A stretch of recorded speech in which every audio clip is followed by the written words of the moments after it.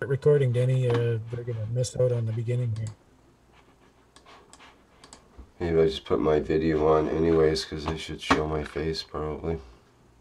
Yeah, I am now recording. Okay, and we are recording on Livestream, looks like. Let me just get things set up here. And could you give me another sound check, please? Testing, oh, yes, testing. That's working lovely. Okay, welcome everyone to Tuesday, March 1st, 2016. This is the Keshe Plasma Reactor group, and I think we're ready to begin here, basically. We've got a few people online, and who knows how many on live stream.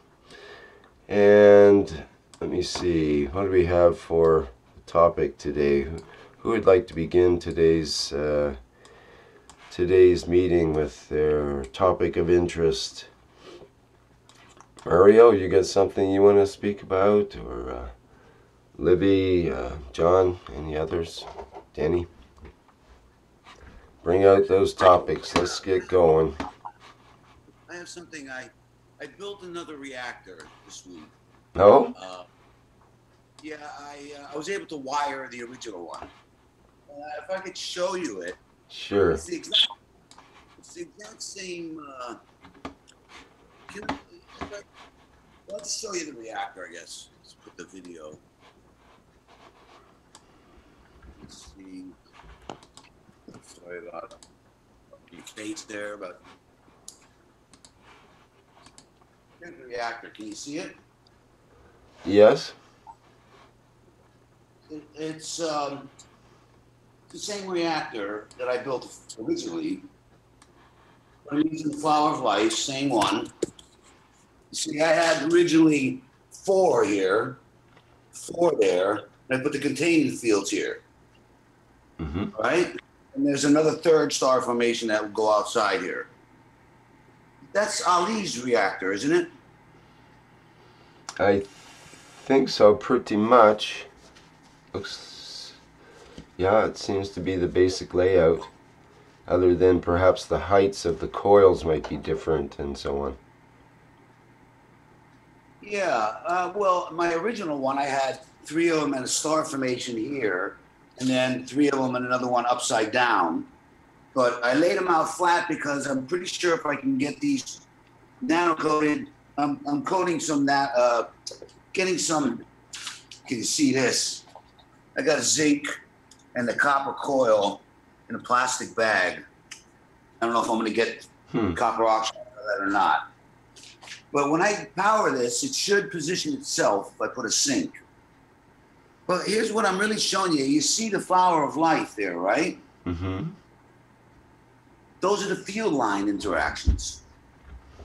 You see how the field comes out of here, goes around and connects to this one. That one goes around and connects to that one. This is a schematic of the plasma field interactions. This is the coil that's, instead of putting a single coil around it there, just put 2 coils. This is the same blueprint I used in July. Mm-hmm. You gotta freeze for a minute. Hold back. Yeah. Okay, I'll show you something here. Okay. This is the frame for the original one. I scaled it up. That's the original one. It's using this one, that one, that one, that one. This is slightly larger, so it doesn't fit. That's the reactor I built in July.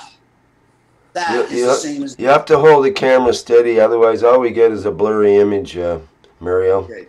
Can you see now? Yes, it starts to clarify once you hold it steady. That's way better. Mm-hmm. Okay, we can see the lines there and so on.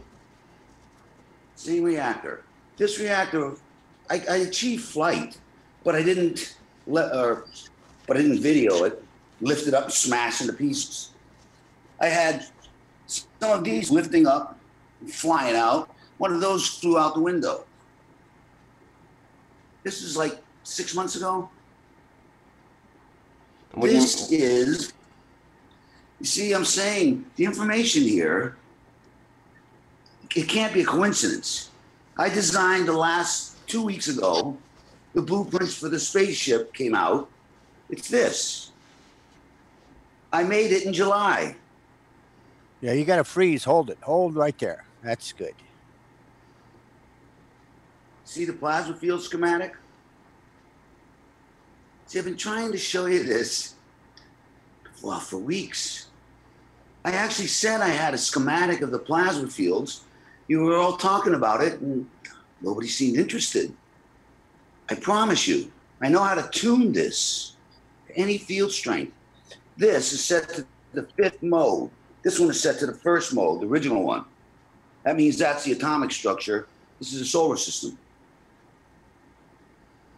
I know how to tune this. I can show you with this why I knew September, the periodic table of elements is backwards. I showed it to Max and those guys. I can show you how a lot of things about human perception that I learned from this. This is the reactor I built in July. Only now I'm using just copper and no plastic. The plastic has to be nano-coated. I've been nano-coating plastic since July. And if you have it nano-coated correctly, you could torch it and it won't melt. Well, this was nano-coated 4 or 5 times. I had a reactor in it. Look at it. Still melted from just the caustic. You know, the Faraday experiment, I was trying to put a sun in it. Just the frame just melted. You see, this information I have is correct. No question about it.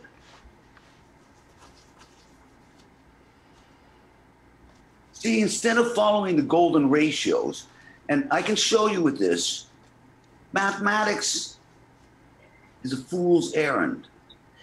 These rings, where these rings are, right here, if you go out and you put a guitar string across the center here from the out to the out, this is where the overtones are on your guitar string. It's what they call Pythagorean tuning.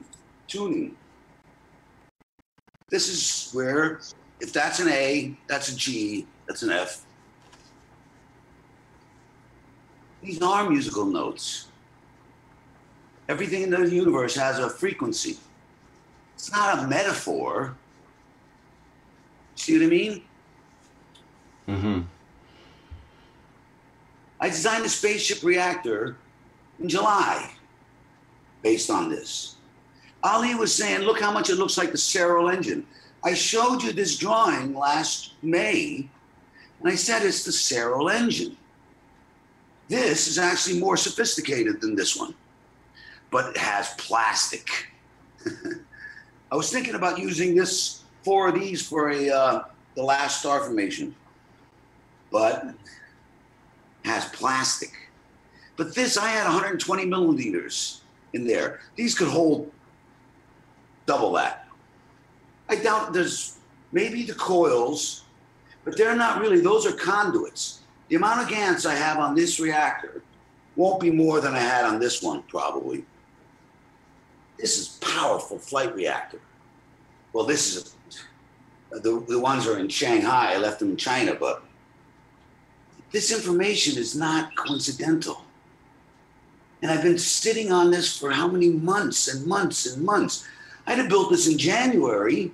Well, of course, I'd have used plastic at that time, but my boxes didn't arrive. Sat here for 3 weeks, and the boxes arrived the day before I went back to China for 3 weeks. So I got back last week. Using this is better. See what happened when I lost this reactor, it went flying out the window. These were all nano-coated together. How many times? 10, 15 times. I could never get another one balanced at the end of the reactor. At least with these, you can fire them and you put different GaNs on them. It'll single firing nano coating. You can replace them. It'll always have a different character, but it's replaceable. So anyway, I don't know. What do you think? Well, I know you've been haranguing us about this for a long time. It's true, and you've had this design, like you say, last year before this reactor combination was even finalized, and so on. And yeah, I agree. The field lines seem to be crossing at the points where harmonics would be indicated and so on. It absolutely makes sense, and of course that's the way the universe works, as which is by vibration and harmonics and that kind of thing. Generally speaking, is the way the universe works. So it would make perfect sense that the scale or the Mode. Actually, the Greeks called it. the mode. Each mode, right? The Dorian mode, Ionian mode, Dorian mode, Phrygian mode. That's what these are. And I think Mr. Keshe said this in the kids' workshop. The universe has atomic structures. So if I put a coil here as the central core, then this is the A, this is the G, F, E, D, C, B, out to the octave. These are all different sizes, like half steps and whole steps. If I put a coil here and I call that A, then this is A, this is G, this is F, and it's the same thing. But You're off screen a little bit, Mario. Oh, sorry. Yeah, I'm sort of standing here. There you go. That's good. Thanks. If you put the coil here, that's A, you get an arrangement of whole and half steps that gives you certain harmonic chord progressions.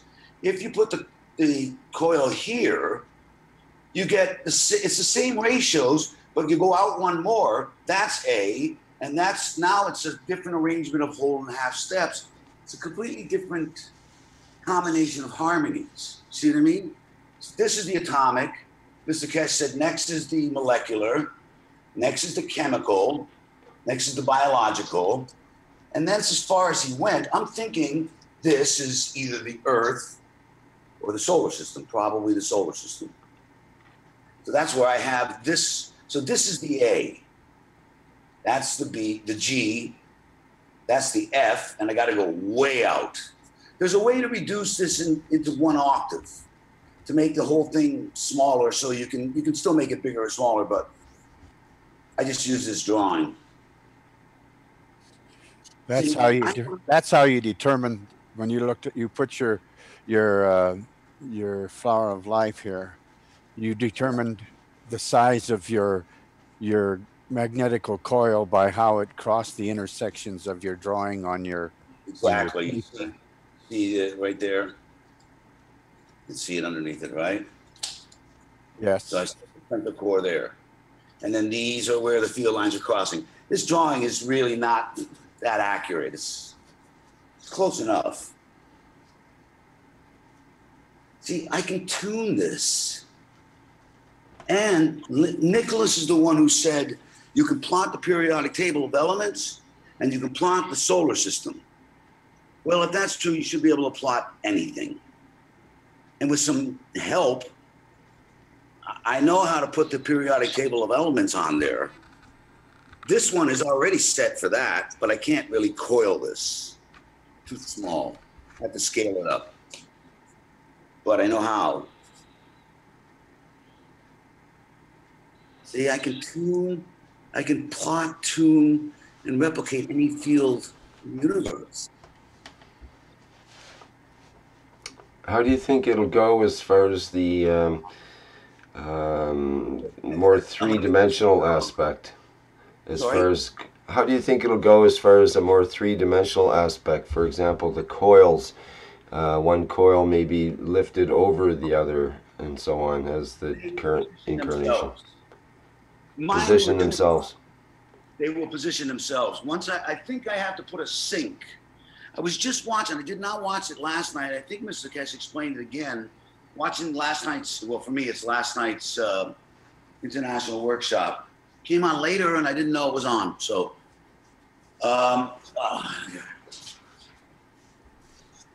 had this one first, lifting up and flying out.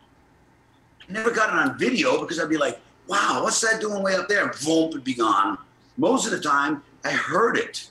I would be swing, bing, what the heck is that? Look, I put tape underneath there. You can see it. I had to put some tape underneath there so that it could lift up. And it would lift up and stay there. And then this one started flying out. This is the one that just went out the window. The whole reactor lifted once, smashed into pieces. I mean, I wasn't like, Eureka, I got lift. I was like, wow, what a catastrophe, you know? In it, and it certainly wasn't a controlled flight, that's for sure, you know? So, I mean, whatever, but, and, you know, at the time, I was like, I didn't really know what was going on. Later, Mrs. Keshe was saying, you want to have your spaceship, you put your 3 reactors here, and this one will position itself up. Explaining that last, I don't know, October or November, I went, oh, that's what was happening. So that happened in October when this smashed. I got the frame still here because if I have nano-coated plastic, I'm keeping it. But the thing again, as soon as one of these frames broke, as soon as I put some hot glue together, I'm back to square one because the hot glue is plastic that's not been nano-coated. See what I mean? So it's a problem, man, with the plastic. So I'll put 4 more eggs. And I have to hang one somehow. I'm not ready to put a hook in my ceiling just yet. So anyway, I know what I have is viable. The information is correct. I could show you with this drawings how mathematics, you know, I have 2 books here. The history of the nature of musical tones, going back to Pythagoras and Boethius. There's more. You know, this book, I can show you how you can never use mathematics, ever. Mr. Keshe said that, but I can show you why. You can never use mathematics as absolute values. You can only use ratios. So when are you going to do that, Mario? This is Denny. You know, I've been here for a month, and, you know, I said I had the information, but at least now you see I have validation. It's like every week I get more and more validation. In December, I know what I got, but more validation, more validation, more validation. And then 10 days ago or whatever, when the Starship Reactor came out, Ali was saying, look how much it looked like the Serial engine, which is exactly what I was saying in May, the drawing. You know, that's the Serial engine. That's the flight reactor. Mr. Keshe said, right idea, wrong fuel. So I built an upgraded one. This is more powerful than that until it positions itself, because I already got it in position, but those coils are going to start rotating and they'll position themselves. But Mr. Keshe said, leave them wired because you're liable to have one of them fly out the window like I had, you know? So I'm not sure how to hook them up, how to connect them. Some of my eggs, I coiled as much coil as anybody, I'm pretty sure. I mean, I've been coiled. You would not believe how many configurations I had of coils. I got a couple of them here. I'll show you this one. The fellow from Singapore had one like this. See, this one fits in this frame. This one's too big, the other frame.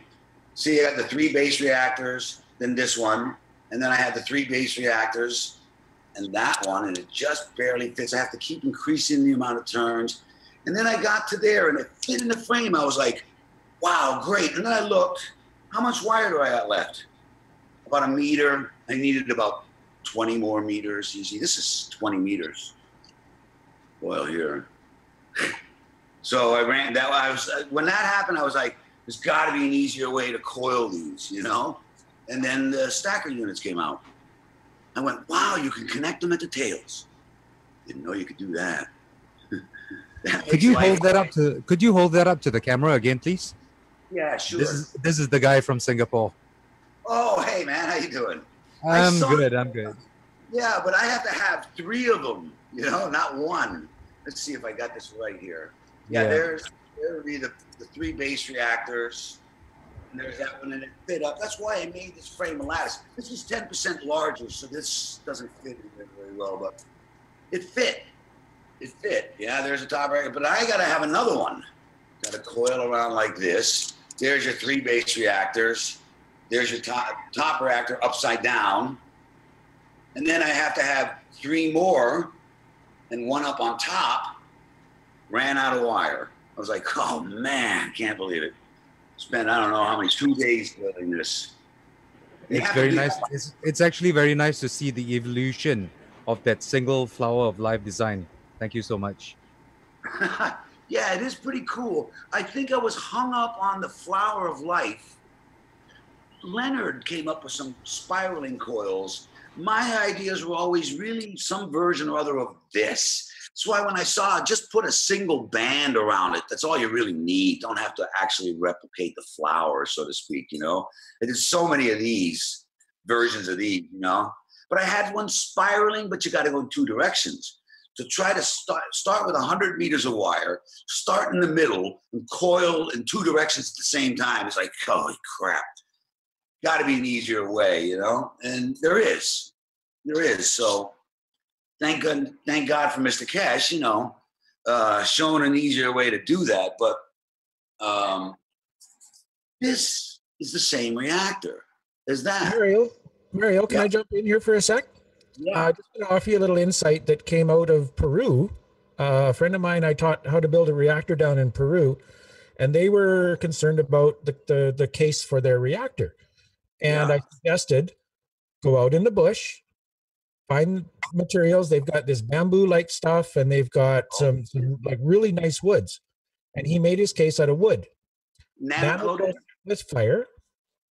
with He has fire. he has a charcoal retort that he makes biochar with. And while this thing was running, the heat coming off of it is intense. So he took his wooden frame and he nano-coated it over top of the biochar retort. He was getting phenomenal results with his reactor. I think if you were to rebuild that frame in wood and nano-coat it with fire, you're going to solve a whole bunch of your problems. Well, you know, that's a really good idea, and I could probably buy bamboo in Thailand. China is easier, but I'm sure they got it. It's pretty easy to get bamboo. But I really decided that I don't think I need to replicate the star formation. I think I can do what Ali's done, what Marco did. If Marco can do it that way, it should be okay. The way I laid it out, where these are just flat, and then the position themselves, I think, is Yeah, well, what I was thinking is you've already mentioned you've got the device in your hand. We already know it works.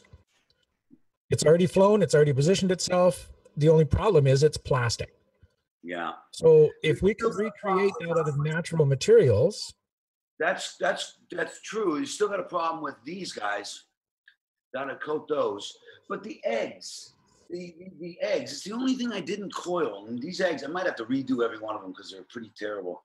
I never saw them as a conduit, so I never replicated it. It's a reactor instead. I think this is too small anyway, because no matter what, I have to put a conduit around there. And it has to be, this is only a magnetical field. There's no gravitational coil inside it. And I have to have a really tiny diameter to get inside there. That will barely fit in the frame. Too small. It'll fit if I only have a magnetical coil. But if I have to have a magnetical and a gravitational, I have to make this a lot bigger. I can scale it, and I can still keep it to the atomic level or whatever level I want. But I think that at the worst case, might try actually taking this, maybe getting bamboo and placing them in the star formation. But it's another question I'm not really sure about. Oh, and I need to show you my fire burning technique. I don't know what I did here, why it looks like it does. I want to show you, maybe you can help me out with that. Maybe using bamboo would be a way to position them, but there are 6 coils around the center coil. I did that because Marco did it. I originally had 4. And, you know, it's where the field lines cross. They actually intersect and cross where there's I assume a free plasma would form. Every other one. And none of those 6 coils are connected directly to each other by the field lines, connected in between, which is interesting. So assuming you have 6 of them, you'll get 12 of them, 6 of them as free plasmas. And then in the outer one, you have 12. So how do you put those 6 into a star formation? See what I mean? And if Marco did it with 6, I'm copying Marco. You know what I mean? It seems to me, I mean, it's the same thing at the end of the day. And I'm just not sure, how would they position themselves? You don't really have one star formation there. You know what I mean? Hey, Mario, this is Denny. How would you like to do it? I mean, you know how Marco would do it, but how would you like to do it? Well, it's the same reactor. It's the same reactor. There's no difference. What I want to do is plot the periodic table of elements on it. I want to get a flower of light drawn out where you have the elements on it, and then tune whatever you want. See, with the adjustable outside star formation. When you say tune, what do you mean by that? Because you know, I'm not. You guys. Every one of those coils there and every one of those reactors is placed in a position where, relative to the central core, if you call that the tonic note of your scale, then all of those others are placed in positions where the harmonic overtones ring out and give you a note. That's why you have an element there. That's why you have the earth there, because there's field lines crossing. See? So basically, you lay out the arrangement so that you play 3 notes. That's the differences of those. You play the chord. If I plot calcium as a note B flat. Can you show me? Can you show me by going over there and pointing on your drawing what you mean? Actually, I could show you the drawing here. It's probably easier. Okay. Let me see if I could share a screen. I'll find this drawing.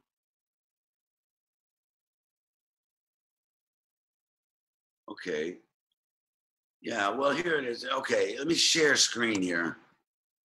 If that's okay, yeah? Share screen. Okay. Okay, you can see this? Okay. This would be the central core. If you call this size, the way this is drawn out, this would be the note A. These are the note B, or G rather. They're getting bigger. It's like a bigger bell inside of a bigger bell. The frequencies get weaker as you go out, right?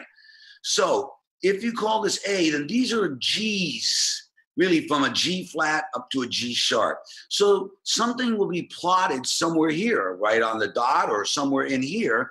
You know what frequency it is. So you put a coil around it here, you put a reactor, either 6 of them, and you put another coil there, and then you have to put 2 more notes that'll spell, what do you want, a G flat chord. So I put a G flat, a B flat, and a D flat.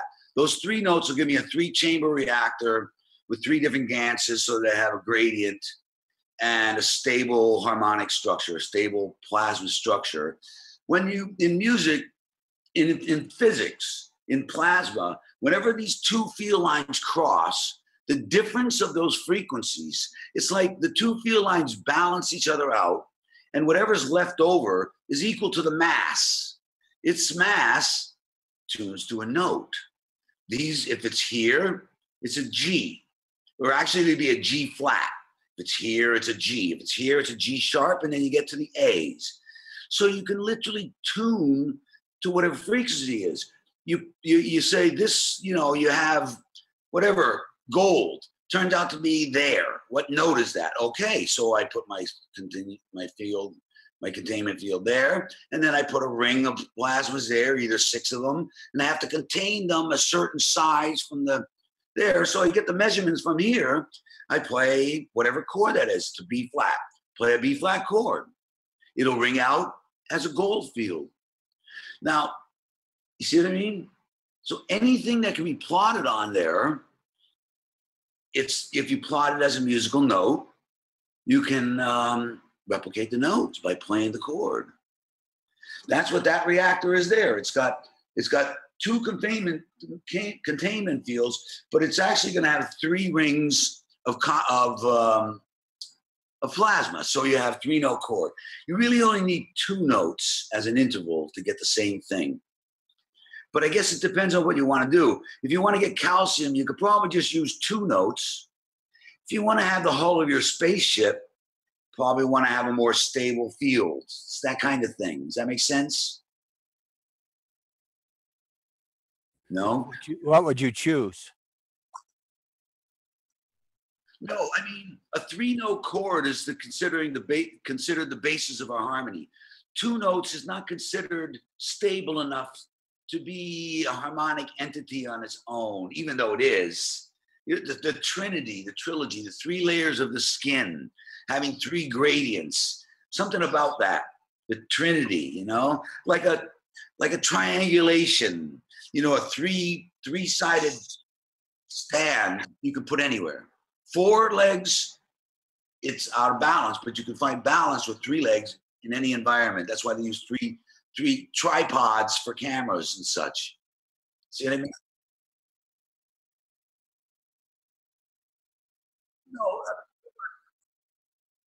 No, a chord is, we have intervals, and then anything that's considered a chord has to have at least 3 notes.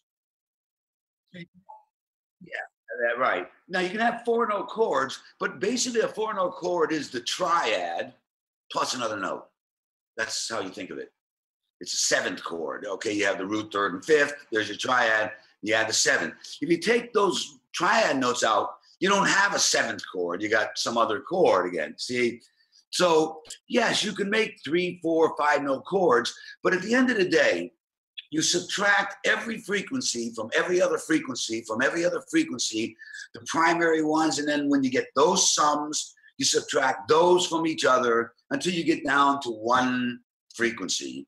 That'll be a largest bell because it's an octave lower. It's the lowest frequency. It's counterintuitive, but the weaker the strength, the larger the field, which is what Mr. Keshe said, that you go in to get stronger fields, right? So the larger field is the weaker field. It'll be a single pitch as a single entity.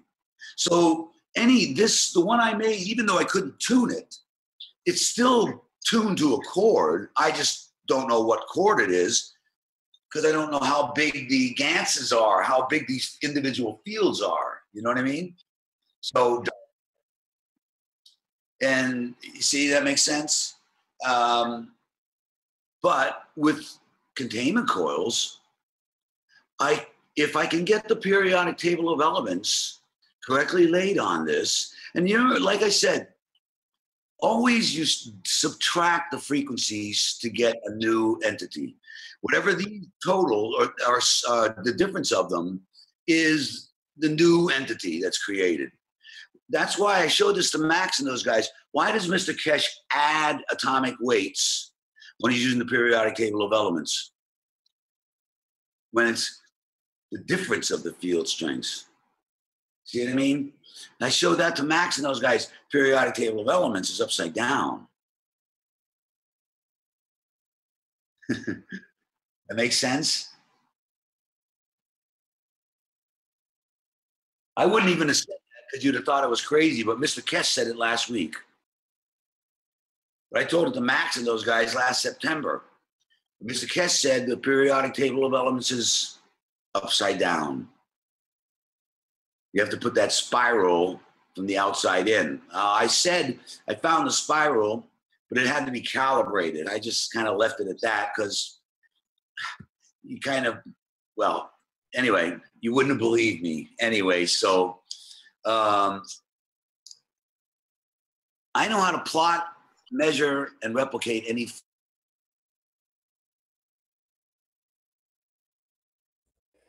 Well, right now, Mario, I'm as dumb as a stump.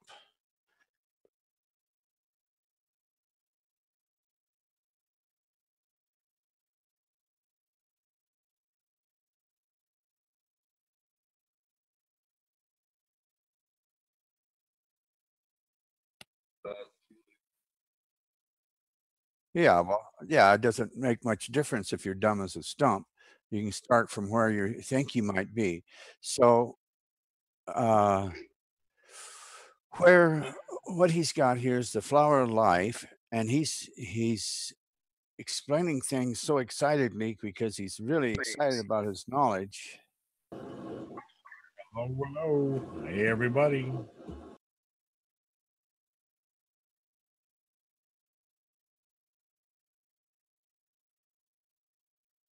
I guess we lost Mario's drawing.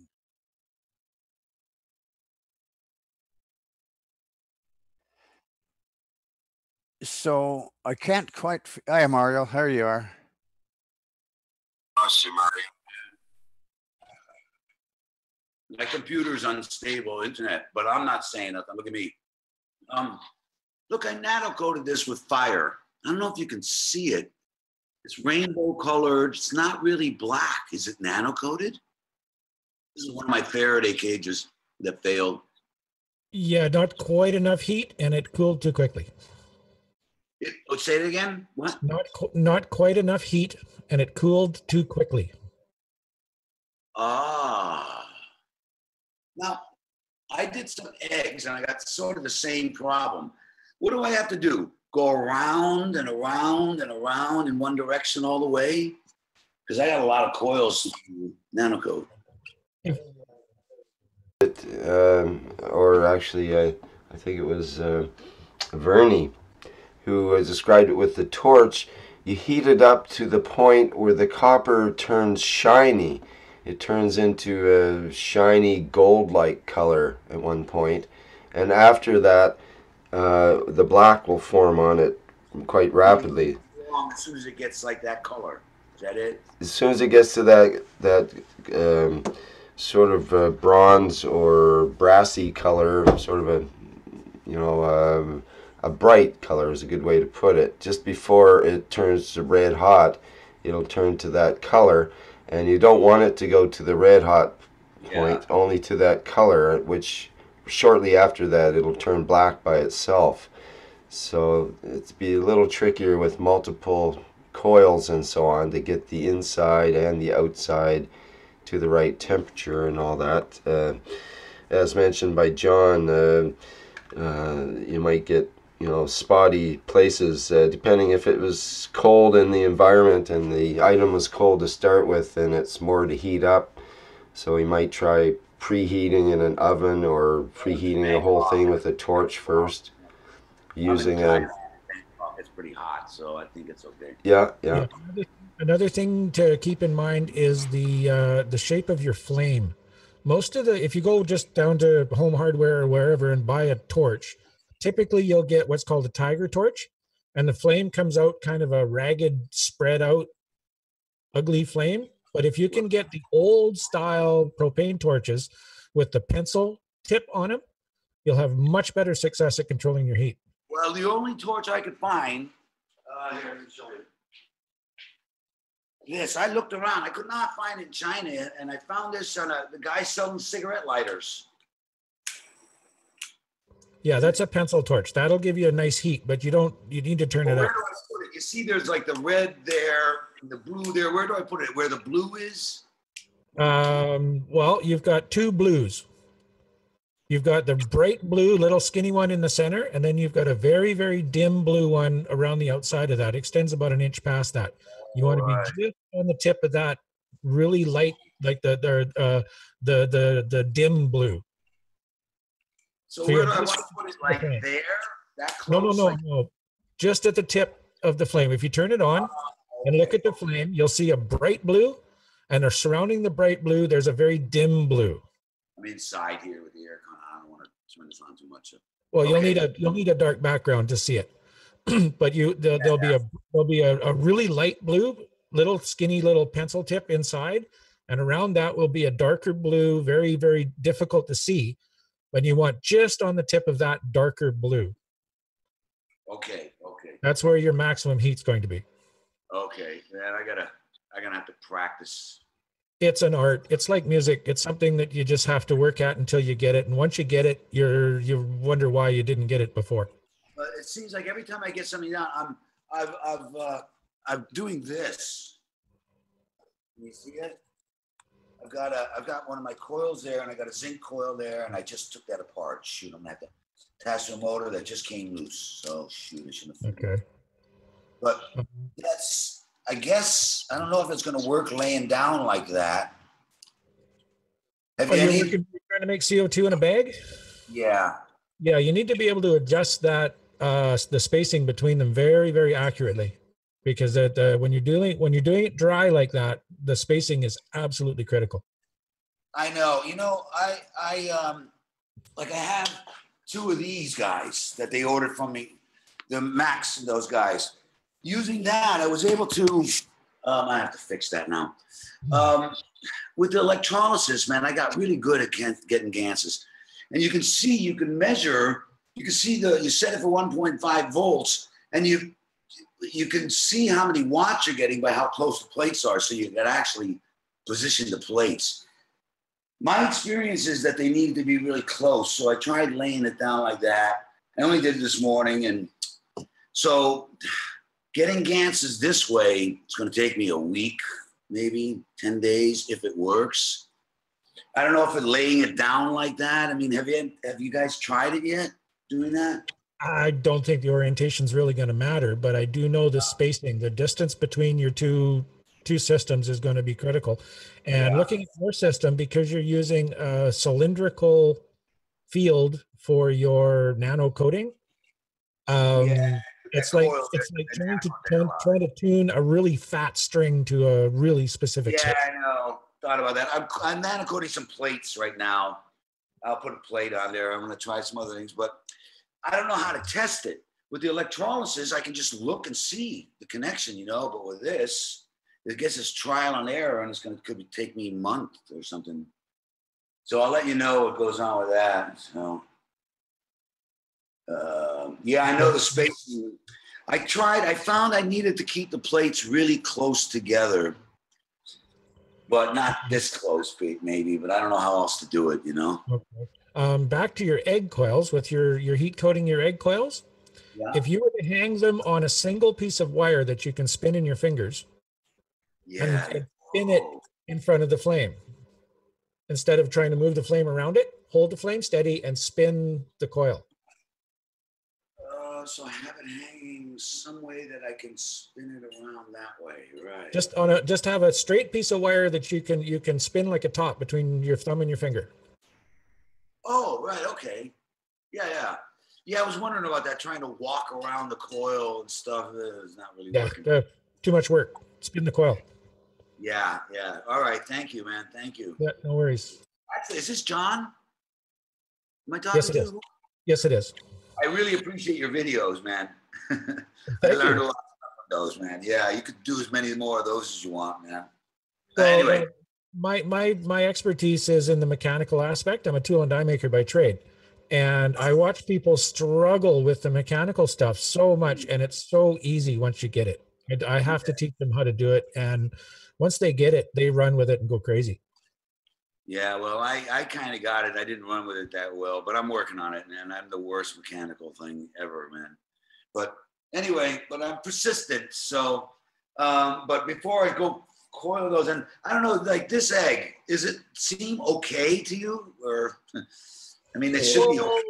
In my world, neatness counts. So if I was to build that egg, I'd sit there watching a movie or something and work on it until it's perfect. But that's just me. Now, whether it actually matters, I think it would in a very detailed sense, because like as you noticed with your Flower of Life drawings and your interactions, if one of those reactors is out a little bit, your harmonic is gone. Of course. Right. So if one of the fields within that egg is offset slightly, the harmonic of the egg is gone, correct? Well, I don't know if that's the case, but it could definitely disrupt the field. I think it probably wouldn't. You can't change the key, but you just don't get a field connection. Yeah. Don't get this. Yeah, there's a little tool you can get or even build. It's really easy to do. 2 plates with a hole in it that are spaced just the width of the wire. And you slip your wire through a pin that goes through the hole in the center. and twist that pin. And it twists those coils up perfect. And then it's just a matter of taking your thumbs and pushing them into an egg shape. Oh, I see. There's a Golden Age of GANs. There's a post on there showing that tool and drawings of how to make it. Super simple. All right, cool. I'll look that up. Yeah. All right. Thank you. Appreciate it. Okay. Well, that's what I got. Anyway. Yeah, and there's another one that's called a wig jig. That's that makes a spiral as well, and you can almost make a hybrid between the two. Yeah, there's several different ways you can do it. The simplest one that I've seen is just a spool that's got a very narrow little slot in it. You stick the end of the wire in and you spin it around that spool, and the wire has to stay one on top of the other because of the narrowness of that spool. And then when you get however many winds you want, you take it out, open the spool up, take your coil off. Do you then, to get your tail, John, what do you do? Undo part of it? How do you get your extra tail? If your center axle, either the part you're turning to make the coil or the axle of the spool itself, if it's hollow, you can just stuff your extra 3 inches of wire into the center of that axle. Yeah, that's a pretty. I have one of those little tiny ones, and that was the thing that I had wrong with it, is that it wouldn't give me a big tail. Yeah, Rick's wound a one there that's really nice and even. Well, that's Rick, this is the You way. want to spotlight that, Rick, because right, good point. Thank you. There we go. Yeah, this is done in the technique that you're just talking about. I actually started out with 2 plexiglass plates about yay big, with a hole in the center with the pin in the middle, and then I just wound the wire between the 2 plates, like a double wound wire between the 2 plates. And what you end up with is this type of structure. When you kind of squish these together, it looks sort of like that. And then it's easy to actually move the 2 wires sideways to make these into a 90-degree intersecting sort of cool coil antenna that I had at that time. This is 5 or 6 years ago. And the interesting thing is that, yeah, you can make it into a double egg-shaped coil the same way as John was talking about. You just basically pull out each of these coils into a, I could almost do it here by sort of bending it a certain way. You can see starts the egg shape there. And yeah, so the double plate method definitely works. It keeps the coils centered and so on. They kind of spring out to a nice even spacing once you coil it up. So that's a different technique. If you make the wire before you wind it, they won't spring nearly as bad either. Yeah, that's right. Just heat it up until it turns dark. Not black, but just the color changes to a darker copper. And at that point, it's dead soft. And you wind those coils up and they'll just stay wherever you want them to. Yep, good hint there. What else have I got? Yeah, I used to anneal brass by hand, like hundreds and hundreds of pieces a day, and I got really good at catching that color change just at the right point and throwing them in a bucket of water. Over and over, 600 times a day for 3 days straight. Yeah. Get really good at it after a while. Alrighty, what else do we have to show and tell here for today's activities? Oh, in that same sense, let me grab this. It's the same deal with these kind of coils. If you were to use like this is copper 1/4 inch tubing, and it's the same deal that comes naturally. That's an interesting looking still. Sure you want to show it on public TV?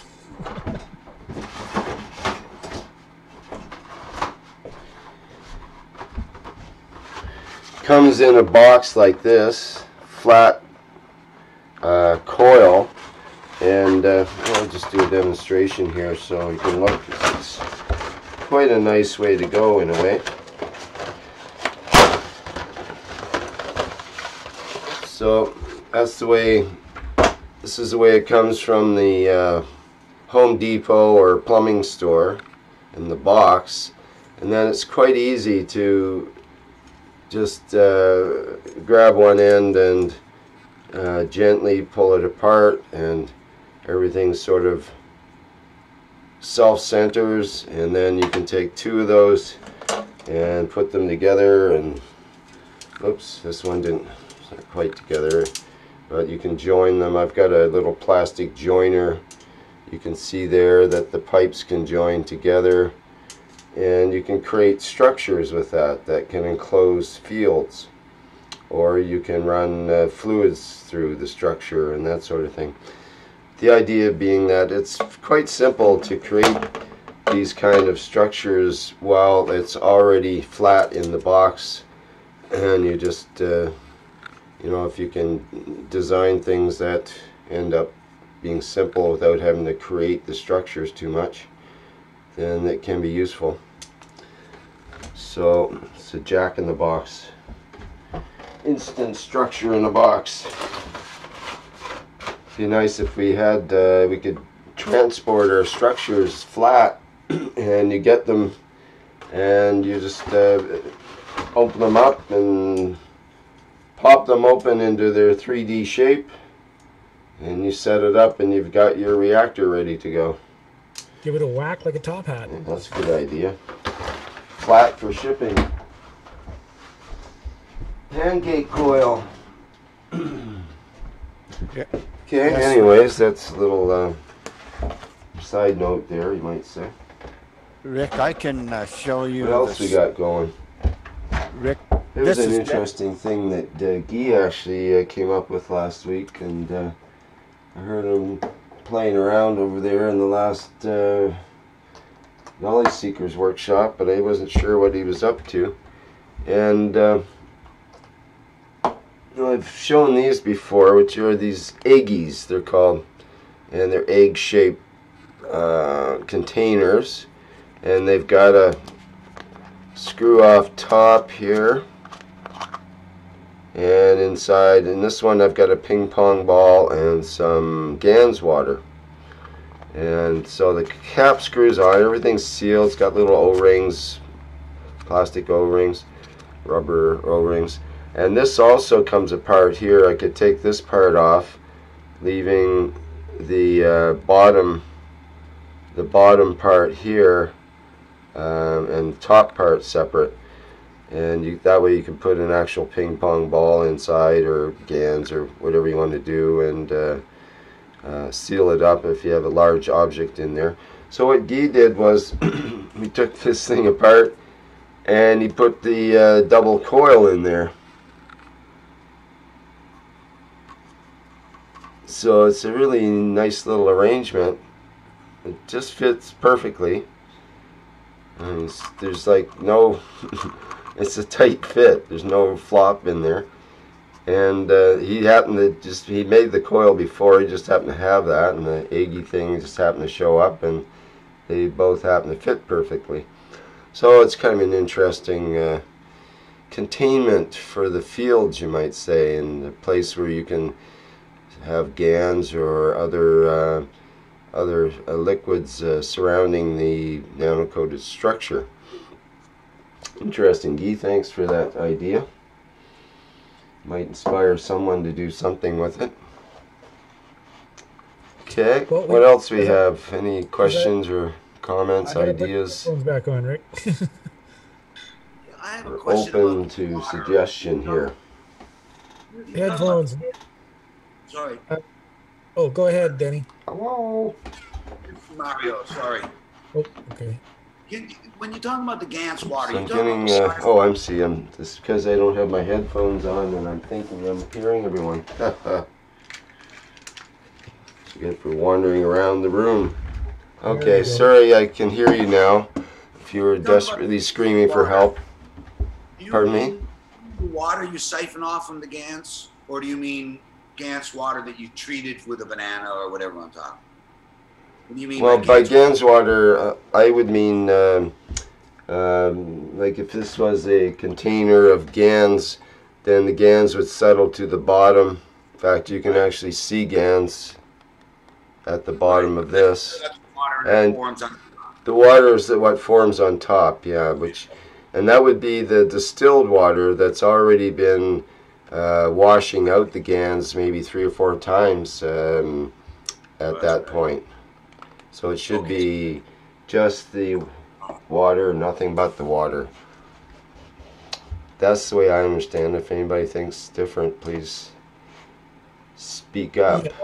Don't use the water that you're washing your GANs with. Use the water after you've washed it 3 or 4 times, and then put in fresh, let it settle, and use that water off of there. You don't want any salt in there. Right, exactly. Thanks for clarifying. And like for example, Renan mentioned for his health pads, his patches, that he was he would have the, like in this example, the CO2 would be at the bottom of the container. If you can see there is some, so you can see it there at the bottom. And so he would fill the top of the container with water, let it settle, use the water on the top to fill his GANs, his pain patches, and just replenish the water with more water on the top.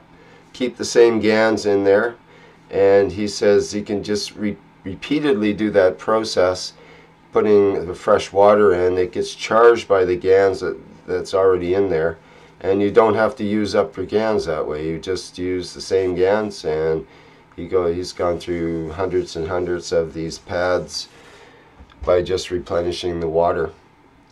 What an economical way to go. Literally less than a penny a pad to create these pain patches and so on.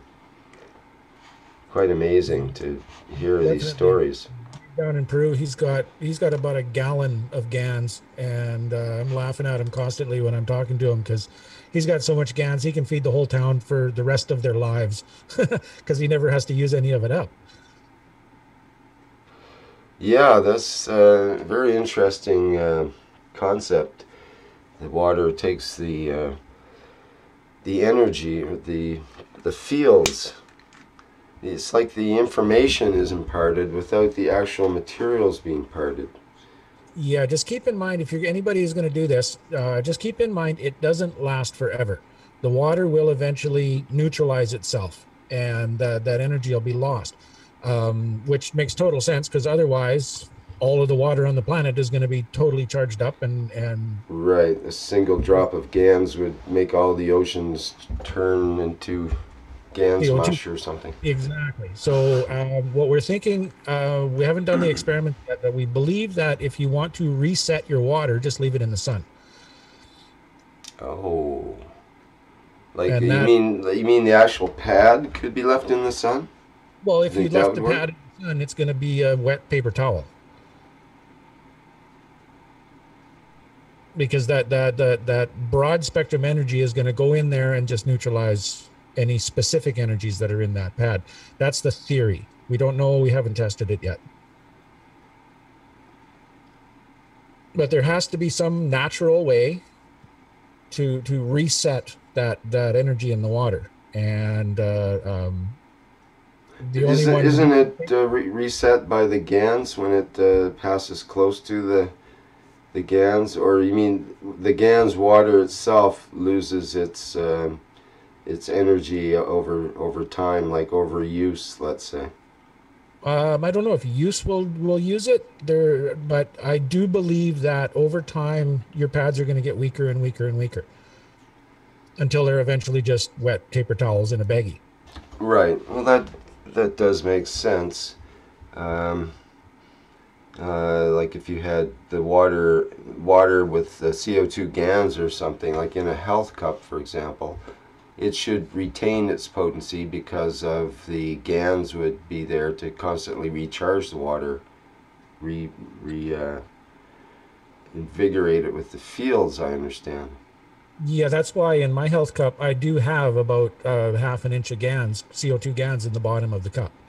Right. And it stays there. That way, that water, even if I'm out in the sunshine or walking around or playing with the dog or whatever, I've got my cup, I'm not going to lose that potency. But if you just use the water in your health cup, and if it does turn out to be sunshine that resets it, if you have your cup sitting on a windowsill for 2 hours, it's going to be useless. Useless? Well, or would it get recharged? Wouldn't it get recharged? Water. You recharge it with a little bit of Gans or some fresh Gans water. Found these in the dollar store here locally in Western Canada, which is pretty nice. It's got a cap like a normal cup, but it's nice having the liner. Fits right inside and just screws together. And so you can undo it, and it's just like the other normal health cups. You can remove that. I say you can remove that paper liner, and it's nice because the paper liner is the perfect template. It's got cute animals too that you can color. It's got a template for the for cutting out the copper plate or copper foil, whichever you use. And there is a straighten out there. There is a curve this way on that edge, and a curve this way on the bottom edge, and each side has a slight taper as well. It's subtle, but it makes a difference, so it fits in nice and neat and tidy once you cut to that exact shape. And Douglas had a nice tip for us about cutting the copper, especially if you have a plate, because you end up with rough edges where the scissors or shears were cutting it. And so what he does is he puts it down on a hard surface with a hammer and taps along the edge, and that peens over the edge and smooths it. And then he actually uses sandpaper to smooth out that edge, so that each edge on his plate is completely smoothed over. So then when it's nano coated, it makes a nice even nano coating on the edges, which actually end up being important because you don't want any sharp edges, which could end up being a place where the copper comes through from the nano coating. It's important to have just nano coating on the plate all over without any bare copper edges, which in the solution could end up causing a copper CuO type GANs. It could create GANs inside. That's the CuO GANs. You may not want that in your health cup and so on. So it keeps things more pure when you have a pure, completely covered plate, due to having smooth edges all the way around and no sharp things sticking out that might not nano coat as nicely. Rick, what about using copper wire to wrap around the inner sleeve instead of using a plate? Would that be, I think that would be easier to work with, but would it be workable in the grand scheme of things? Well, let me see. If you were to, whoops, that one didn't work out too well. The you could wrap a wire. You could wrap a wire around here, for example, and still fit it inside. But the idea is that I'm thinking of, you won't have anywhere near the surface area, first of all, and the fields of a full plate, I don't know, seems right for this cup somehow. Douglas was talking about it, and others have talked as well. Like, for example, should you put a spiral coil or some other plate on the bottom of these cups with the plate inside? And the idea was, no, not such a good idea, because the fields, this cup will have an in and out to it. There'll be a field interaction going through the cup due to this both tapered and cylindrical plate that's inside, and it'll create a natural sort of vortex field effect through it. And if you were to put a plate on the bottom, it would block that complete field entry to exit sort of thing that's going on there.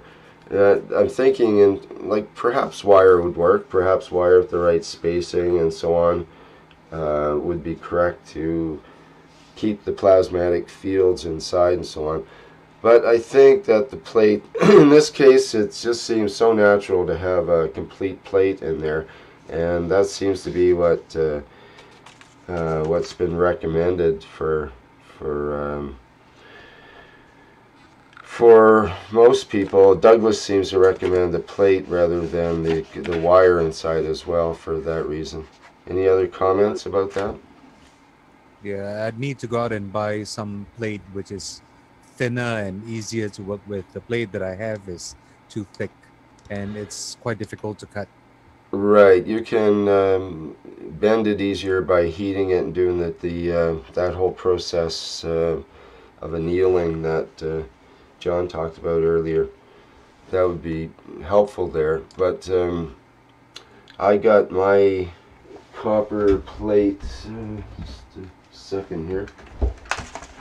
Yeah, there's also, if you look around, you can quite often find a very, very It's actually fine... more of a foil than a plate. You can see it holds its shape pretty good, but it's quite floppy. Yeah, that would be very easy to work with. Yeah, scissors cut it easy, and you can get the wrinkles out easy by I run it along the edge of my desk and so on to sort of smooth it out in different places. You can smooth it out that way. So yeah, it's easy to work with. I got this at what's called the Metal Supermarket, and they're a chain of metal stores across Canada, possibly in the US too. And it comes on a big roll, about yay wide. They had it right at the front of the shop like it was a popular item, and I believe they call it copper shim stock. It's a special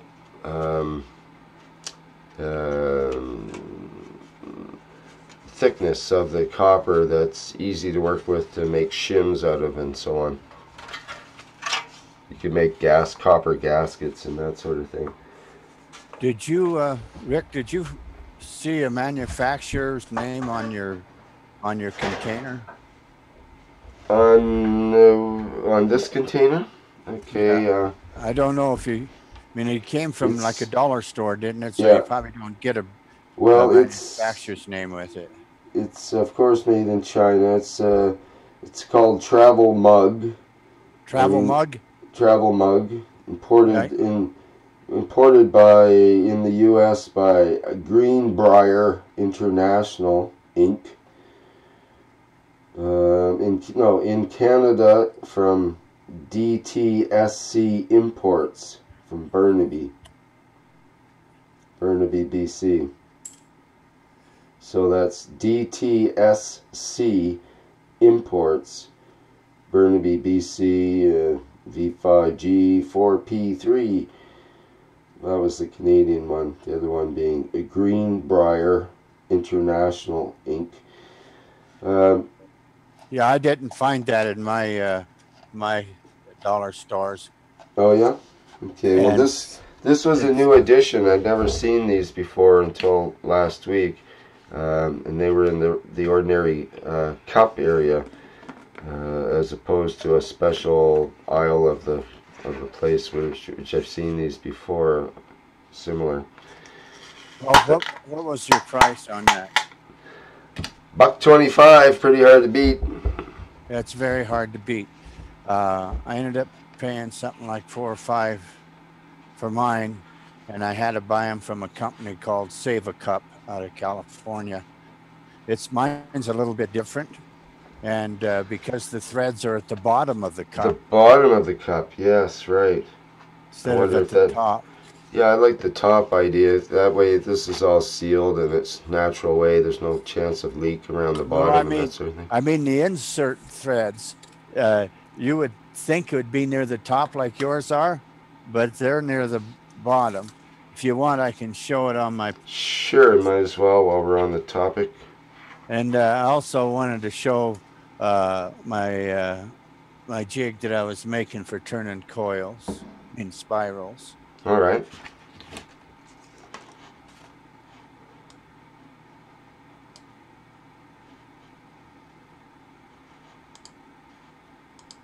I spotlight it myself or do you?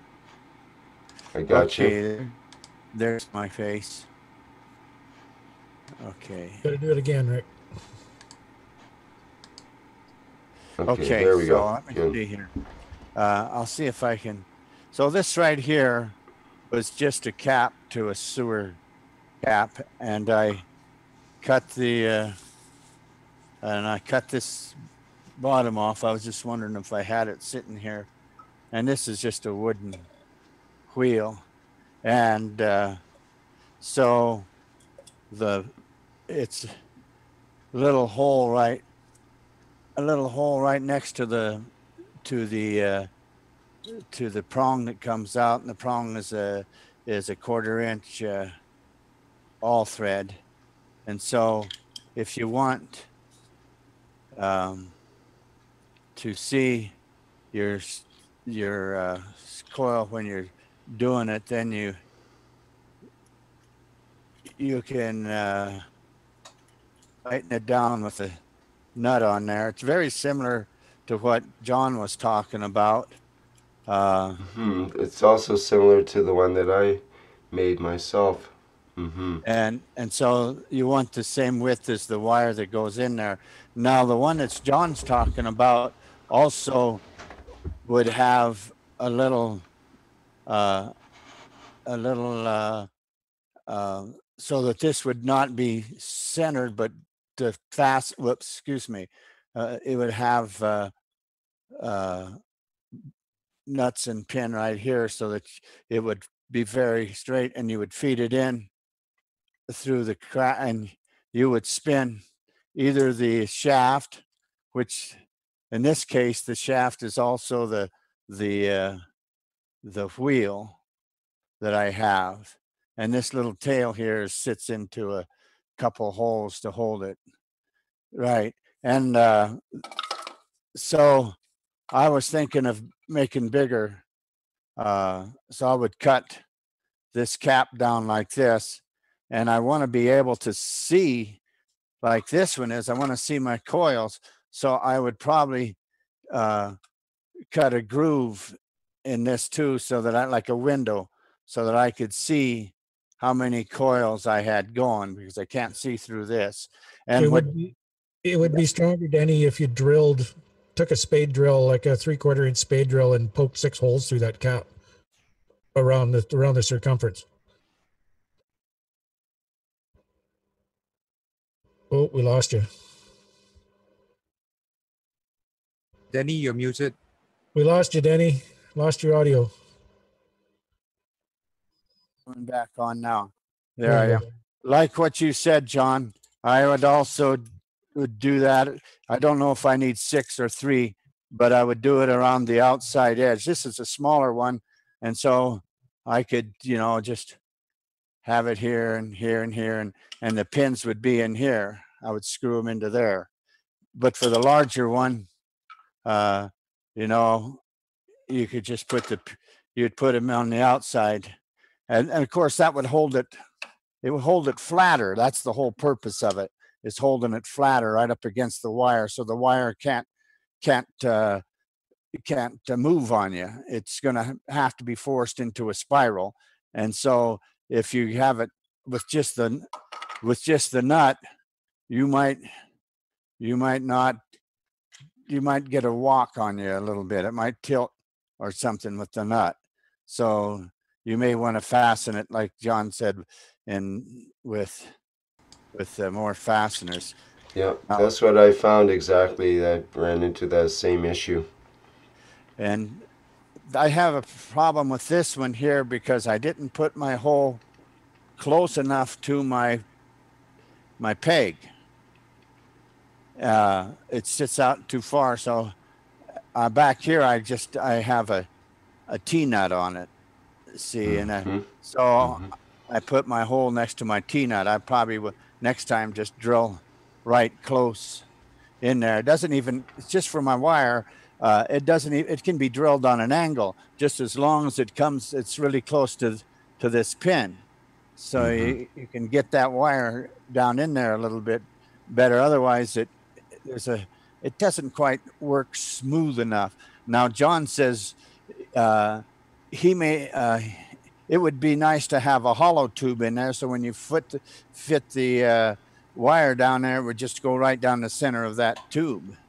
Well, what I'm seeing with your design, when you make your first loop of the coil, it's not going to be round. It's going to be egg-shaped. Yeah, well, that's why I said it's got to be right near that this hole has to be right near the peg, or it has to go right down inside the peg.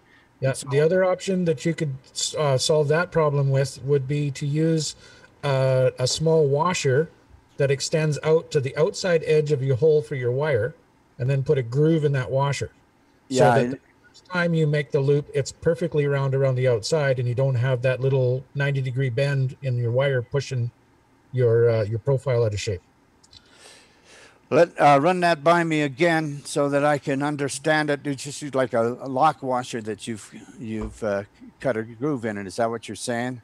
Essentially, yes. It's just a spacer that the diameter of the spacer extends out just to the outside edge of the hole that you use to hold your wire to anchor your wire. On that one, it looks like it's about about 3/8 of an inch from the center of that rod, right? Well, it could be that. It could be just about that. It could be about a 1/4 to 3/8. Okay, so you're looking at somewhere between a 1/2 and 5/8 diameter spacer, the thickness of your wire, with a notch cut in it. So the wire, when it goes through that hole, parallel with your axle, it doesn't interfere with the first wind. I think what I'll do, John, is I'll bring a hole a lot closer to the pin, and then I might gouge it in a little. I might just put a little groove so that it goes in there. See, I don't have to see this hole's out here, but I could drill another one over here on the other side. Yeah, but if the hole is next to your axle, without a form around the outside of that hole, you're always going to wind up with an egg-shaped coil. Do you think if I groove the black a little bit and put the wire in that groove? You could take the axle out, take a Dremel, and cut a groove in your axle. Yeah, that would do it. Yeah. So, yeah, because this basically is what spins it, and it would be fairly fast, because what I was trying to do is, if I was going to do it fast, I was going to just put a crank on this or a drill on it and just spin it, and I'd be up to snuff in a few seconds. But this right here, the size of this was because I was going to make larger the star reactors. I was going to make larger star reactors compared to the smaller egg reactors that go on go around the lay on the surface, I should say. Yeah, and so that's why I wanted. What? That's a nice system because you can tailor it for whatever size wire you want. Right. See, this is 4 inches. This is 4 inches. Yeah, you can wire 20 or wind 20 gauge or 4 gauge on that. I was thinking that if I was to go as far as doing the 9s, I would go as far as 45. That would be 22 and 23. I'd get 45, and then I would use 2 different sizes of gauges. I'd like use 20, and then I would use I would use 12, and I lost myself here. That's all right. No, Sikander just screen shared on us. That's okay. I'm done with this, and I'll guess. Can you put me back on just for a second, Sikander?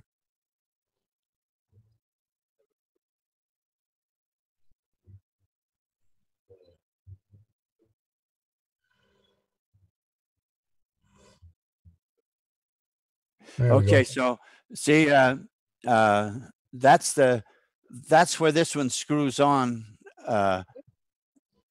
See, it screws on down at the bottom of the container. Where yours screws on at the top, mine screws on down there, and that's what. And it's but it works. In fact, if you wanted to isolate something in that little spot down there, you could make a special GANs that you put in there, and then I mean, since it's there, sure. And so that's, and then of course this then screws back on up. I got to get back into where I'm going. This screws back on up here. If I get my threads straight. And so that's that. And thanks, John, for the tip, because I was going to work this over a little bit so that it worked fast and smooth. But now this thing here, of course, you can get it in white too if you like white. But this was a little bit cheaper, and it's a cap, and it cost me about $7. I think a little more than 7, in between 7 and 8, $7.71 or something like that. Yeah. So it's cheaper than acrylic, and but what's so nice about acrylic, you can see through it, and that's why I need some kind of a window in this. I'd like to have a little groove for a window that I could see through and know how many coils I have inside.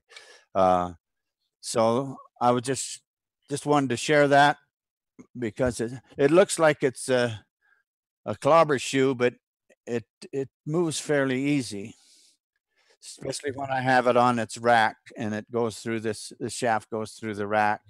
Then it floats pretty easy. Spins fairly fast just by itself, like a treadle. I was going to also try to put a crank on this, but I don't need to because of the weight of this wheel. Yeah. That's it for me. I was just going to share that because Mario wanted to know if you could how you get those coils nice and even and jig that a wig jig. And this right here is a variation of the wig jig. And I don't know where I have that other little jig that you were talking about, John, but I bought one of those, but it's a small. It doesn't go very large. It's for jewelry. You can get them off eBay. If you just look for spiral jig on eBay, you'll find them, but they're for very, very fine wire. Yeah, they're for earrings and jewelry. Okay, that's it for me, you guys. I'll catch you later. Thank you, Denny. Appreciate that. Okay. Yeah, Rick. You're a gentleman and a scholar, Denny. What? You're a gentleman and a scholar, Denny. Okay, well, thank you very much, you guys. I feel as dumb as a stump when Mario starts talking about that stuff. I need to go through it pretty slow. So he's on to stuff. He's on to it, and it'd be great to be able to know what kind of material you're going to make when you start to make your ship, and being able to control it and tune it. And that would be what Mario's got going there, is something that I would think that I'd need to study out and do it slow enough so I could understand it. Well, yeah, myself as well, but I think he's definitely onto something. Go ahead. Is that Doug? I was going to say, I feel the same way when you just described that jig. I don't get it. I need help with that. But I'd be really happy to show you or share with any of you guys. Doug's showing a picture. I don't really want to... I don't want to broadcast that though, Doug. It's a copyrighted picture, so I get in trouble and stuff like that. Copyright stuff. Yeah. So earlier about getting Boss in to talk about his reactor experience. Yeah, let's do that then. Yeah, Boss, you wanna come in and say hi and let us know. Maybe there's a bunch of people that don't know your story, so maybe we can get you to go through your story. Yeah, sure. Can you hear me? First thing. Yeah. Oh, do you want to show your? Do you want to show your video or something, or? Yeah, I tried to do it. Let's Okay, see. great. Yeah, it's coming Yeah. through. Let me spotlight it. Yeah. There we go. Perfect. Great. Thank you. Oh, awesome. Okay, I can tell you a little bit about. I've been doing some testing on a MagRav device that I bought from Keshe Foundation, and I had it beginning of January. So I've been running like 7 weeks now, and my average gain has been 7%. That's the energy I have gained on using the unit so far. Yeah, we should let everybody know that Bossy's unit's on a really simple electrical system.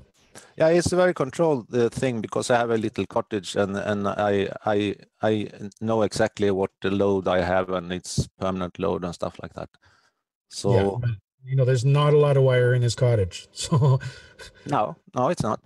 But anyway, I was pretty happy yesterday because I had my electric bill, and the electric bill, because I have been doing the whole of February, I have been loading with 500 watts.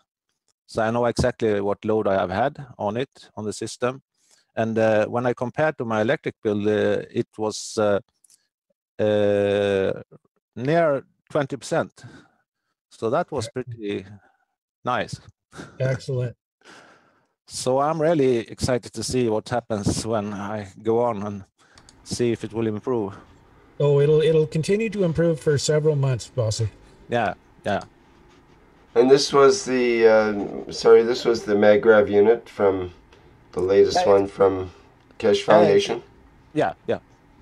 Okay. I'm also building my own, but that is not finished yet. So. Well, you might end up building many more sets at this rate if you have continued success with it, and the rumor gets out. yeah, right.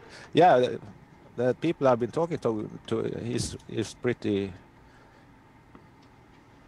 happy about those results so far. And tell me, do you find any other results that are interesting? Do you find that it changes anything in the room, or feel any vibes from the unit and all that kind of thing? I'm wondering.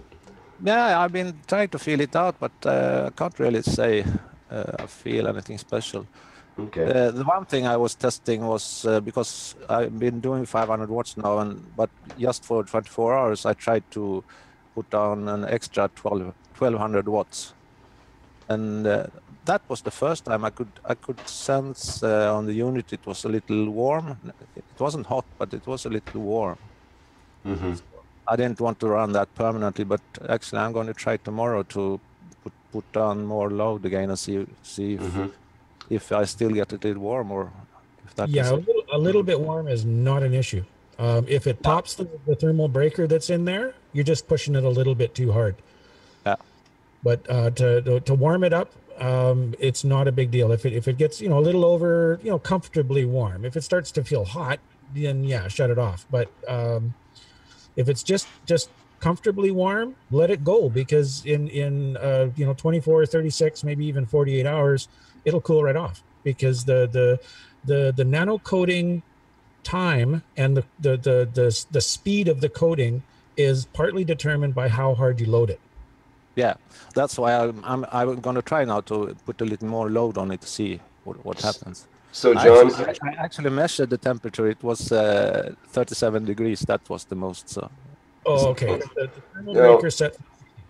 Would you suggest, John, that it goes continuous, that's the best way to coat it, like you're mentioning, or would you allow it to heat up and then cool down, period, and heat up and cool down and so on? Which should be better for nano coating? In the latest manual reiteration that Vivek and I just worked on, we're stressing pulsing the resistive load so that we don't have these problems of people overheating their units. But if you're confident with what you're doing and you're aware of how things are working, run it up so it's warm and leave it. You're better, you're going to have good results that way. But for general purpose, for general people out there who aren't electrically minded or plasma minded, we stress an hour on, 2 or 3 hours off, hour on, 2 or 3 hours off. Right, I see. Okay, thanks for clarifying that. That's Well, I'm not so worried about 37 degrees, but the thing is, I'm not staying at this place overnight, so I don't want to leave it like maybe too long without. Yeah, so taking resistive load off for the night, it's just going to delay the process a little bit. It's not going to do any damage or not make it work. Yeah, but I actually have a question to you guys because my next step in testing now, I want to try to connect to, I have a solar panel and batteries and stuff. So I would like to try to connect it to the inverter on my solar system, but I'm not sure if it's a good idea. What do you think? Well, with what we found with the electric cars is there is an issue with the inverters in the cars. They do seem to have some issues with the plasma energy. So anybody who's doing the car systems or even like a solar system like you're suggesting, is we're recommending they use the car unit on the battery side. Okay, yeah, right. Maybe I'll try it anyway. Just see what happens. And really, you can be a pioneer in the field. Yes, indeed. Yeah, and really the only difference between the car unit and the house unit is the amount of capacitors that are in it. The rest of it's identical. Yeah. So if you're building your own system, if you make your coils properly, if you have problems with the coils, get a hold of me. You have my Skype, so I can help you walk you through that. So if you're making a set of coils, you're going to decide whether it's a low voltage or high voltage or car unit or a home unit just by how many capacitors you put on it. Yeah, sure. Hey, it's Lee here. I got a question. For the electric meter in your house, do you have to get a bidirectional meter, or do these smart meters actually? I have a smart meter to measure stuff. I have a smart meter, but then I also I have my own watt meter at the beginning of the chain. Yeah, because my electrical bills have been way high, but it's because I've been running a steady load on my MagGrav units or my power units, so that's using power which I normally wouldn't use. Okay. Yeah, we had one report. It's not substantiated, so I can't say it's actually accurate or not. But we've had one report of a fella in Canada with a smart meter that the smart meter realized what was going on and it started billing him for the power he was putting back into the system. That's what I'm wondering happened to me, because like my electric bill for January was double, but as I say, I had my couple units going. They were loaded up with about 1,200 watts steady, so I might have been using way more power than normal. So I was wondering if it was the darn smart meter was billing me for the MagGrav energy going out. I didn't know. Maybe we should bill our smart meters for our usage or for their usage of our power. Wonder how they would think of that.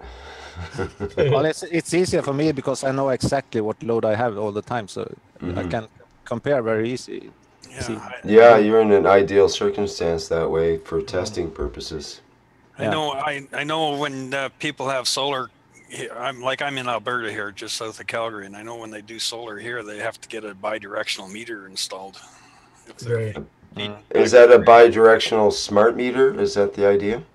I don't know, but I just got a standard dumb smart meter. I thought the smart meters were put in place so that we could use the solar installations and be automatically have it go back on our bill, against our bill. But I guess they outsmarted us on the smart meters that way. No, the way it works in Sweden. Go ahead. The way it works in Sweden is that everybody that has a meter the last 3-4 years, they are smart meters, and you can go both direction with them. So. My understanding is the smart meters are pretty dumb, and the reason the only reason they are installing them is so that they can send a signal in and get instantly what the usage is, so they can regulate their power generators. Well, it's And not- also they can fire all the people that used to run around and take all the meter readings as well. So Exactly, but it's not only just the usage that you're using, but the smart meters, they can tell what devices you're using. They can tell the difference between a TV and a radio and a computer and a light bulb. yeah. Wow. I'm not sure all the smart meters do that, but maybe some of them do. Yeah, they're all capable of that type of sensing apparently, and they send a signal off every few minutes or seconds or whatever to let home office know what's going on. Well, what I read was there was like the meters like just got a magnetic coil in there. It just senses power, but it doesn't really sense it what direction it's going. It just senses power and bills you for what power it senses. So that's I was wondering. I haven't researched it enough to to really know what I'm talking about yet.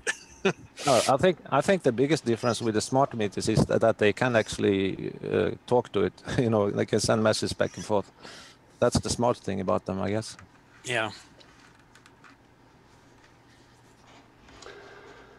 I've got a really dumb meter on my house. It's just the really, really, really old meter with the two discs that spin. And if you're sucking power, they go one way. And if you're putting back, they reverse and go the other way. And I'm so happy. Hopefully no one's listening to this because I want it to stay the same. That's exactly the kind of meter you want for a MagGrav unit. Yeah, for sure. Well, thank you very much, boss. I didn't hear the latest. The last time we talked. You were at 10% at 21 days, and I haven't heard anything since then. So thanks for coming on and letting us know what's going on out there. Yeah, sure. Yes, thanks very much. Thanks, guys.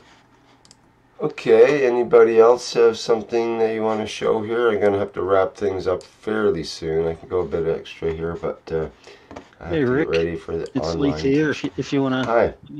how you doing? I can show you my health cups I've been using for about 6 months. All right. And I've made a few for some people, and they're pretty happy with it. So I'll just share the video on my mobile phone. Can you see that okay? Yes.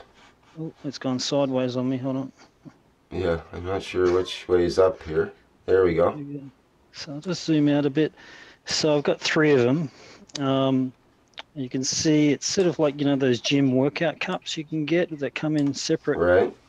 So you get the top bit there you can drink out of and put whatever fluid you want in the top. Then you've got 2 little compartments. So I pulled one apart there, and one of the compartments has got GANs, and then I made a custom little spring in the little mouthguard top bit there that goes on the lid. I'll just try and hold it and do 2 hands at once. It's kind of hard. But that goes on the top, and you screw it onto the GANs. Right. Mm-hmm. And then in the center compartment, you can put whatever food you want. And in this one, I put like a protein powder. Like in Manitoba, you get those protein powder mixes. So this is a nice berry flavor. And I screw that, and I put that in the middle. And then that goes on top, screws on top. And then the lid goes on top just like the other ones. And yeah, very strong, very powerful. You get the flavor and the taste of the whatever you put in between in the water. And you can't drink too much. You just got to have little sips because it's too powerful throughout the day. People have been using them as well and saying, yeah, they can't drink too much because it's too strong. Did you nano-coat your cups at all? Sorry, go ahead. Did you nano-coat your containers of your cups? No need. Okay. So it's just with that GANs in the bottom and that custom spring that's nano-coated as well is strong enough. You can, within an hour, you could taste whatever's in the top cup. And with the cup, you can go wash this, right? You don't have to mess with your GANs or whatever food you've got in the bottom. You can even get little separate containers and put, they sell these separately and as kits for like $5.